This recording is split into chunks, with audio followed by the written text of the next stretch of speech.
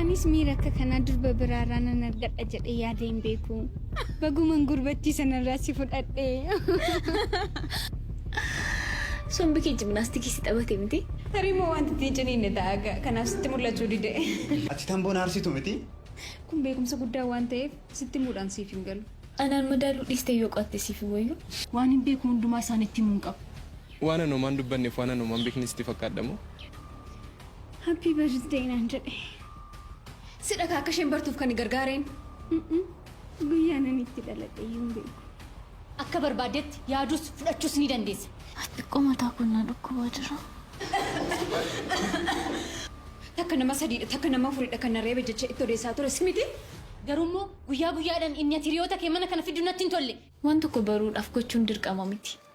Bingara keetu waan deebiin fakkaatu. Maal hojjetan? Abbaan koo nama akkasiiti.